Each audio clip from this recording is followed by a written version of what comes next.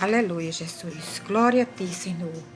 Meu Senhor da glória e Rei da misericórdia. Obrigado, meu Deus, por nesta tarde estar fazendo mais um vídeo para falar nas palavras que vêm de Ti, Senhor. Para falar coisas que vêm de dentro da Escritura.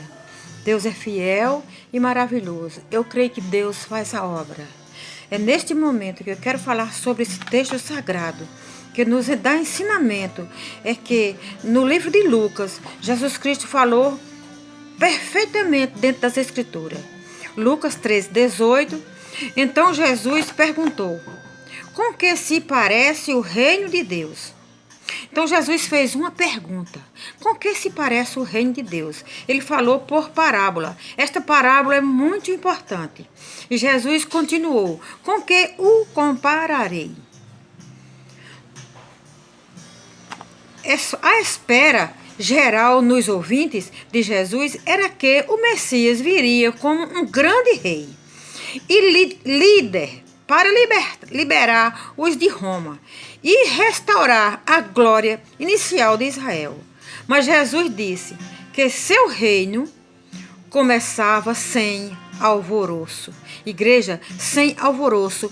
Para você ir a Cristo, para o seu ministério começar, é sem alvoroço. É simplesmente na simplicidade e na humildade. É na simplicidade que você encontra Jesus Cristo. É na simplicidade que você busca Deus e entende que Deus, Ele é fiel, e que você passa a ter uma conversa com Deus e ter um particular com Deus. Aleluia, Jesus. Glória a Deus. Como a pequena semente de mostarda que cresce e se converte em uma árvore imensa, ou como a levedura que se adiciona à massa para convertê-la em pão. O reino de Deus avança pouco a pouco para o exterior, até que todo mundo se transforme. Veja que maravilha de bênção o Senhor nos concede nesta tarde. É dizer que o reino de Deus é comparado a pequena semente, a menor das sementes. É comparada à semente de mostarda. O reino de Deus é comparado àquele que ouve a palavra do Senhor. Ele recebe a palavra de Deus, vai se transformando ali como uma das menores das sementes. E vai se, como diz a escritura, é que vai se aumentando, evoluindo, como se coloca, converte a massa para o pão. É converter a massa em pão. Significa converter a massa em pão quando se coloca um fermento. E esse fermento, ele vai crescendo a massa, vai evoluindo. Então, é comparado também ao reino de Deus. Se a sua fé em Cristo vai aumentando, a sua fé vai crescendo, ela vai se evoluindo, ela vai crescendo dentro de você e o reino de Deus vai ficando grande, ficando das maiores árvores, comparada à maior árvore. A palavra do Senhor nos diz: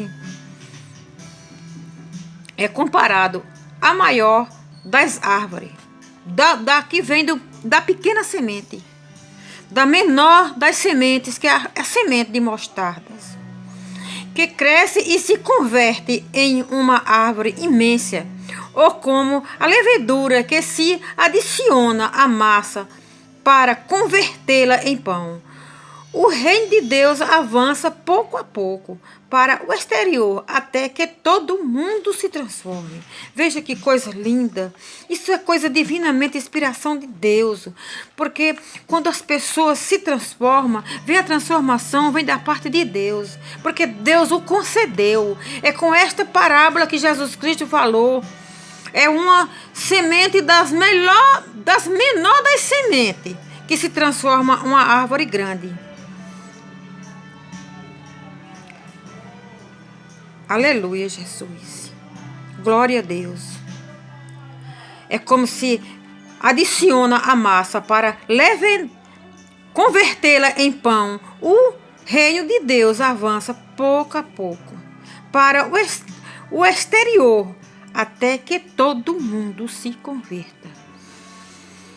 Isso é uma maravilha de Deus, até que todo mundo venha se converter. Igreja, como isso é importante. Aonde você passar, você encontrar o povo de Deus, você saudar, você falar com pessoas que você sabe que está em Cristo. Isso é muito bom, muito bom. Aonde você vê muitos que dão as costas para Jesus. Das costas. Você fala da palavra de Deus e eles já lhe dão as costas. Já não quer nem saber. Diz que tem um Deus e que esse Deus já lhe serve. E que esse Deus já é tudo. Que esse Deus já é o suficiente. Então, igreja, isso é coisa que nós vemos a cada dia. A cada momento que nós saímos para pregar o Evangelho. Nós se encontramos com essas pessoas que vêm falando que Jesus Cristo, Ele já tem. Já aceitou como Ele é, na forma que Ele é. A palavra do Senhor nos diz, Lucas 13, 22. Depois Jesus foi pela cidade e povoado e ensinava, prosseguindo em direção a Jerusalém. Jesus não parou. Jesus veio num trabalho, em uma grande missão. Ele continuou trabalhando, ele não desistiu. Ele não se cansou, ele não se fatigou, mas ele continuou trabalhando na obra do Senhor e ele levando a palavra de Deus. Aleluia, Jesus. Aqui temos o progresso do Evangelho, anunciado em duas parábolas, como em Mateus 13, o reino de Messias é o reino de Deus, que a graça cresça em nossos corações, que nossa fé e amor cresça abundantemente, para dar prova indubitável de sua realidade, que o exemplo dos santos de Deus seja de bênção entre os que vivem e que sua graça flua de coração em coração, até que o pequeno se torne milhares. Essa é a palavra do Senhor, que diz que o pequeno venha se tornar em milhares. Como disse no começo do verso, a menor das sementes de mostarda, ela nascerá uma planta.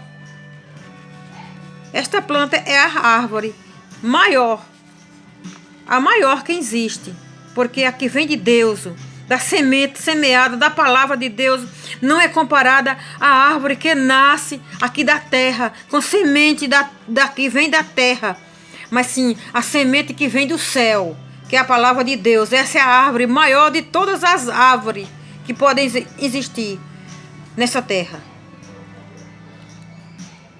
Esta é a segunda vez que Lucas nos recorda que Jesus intencionalmente ia a Jerusalém.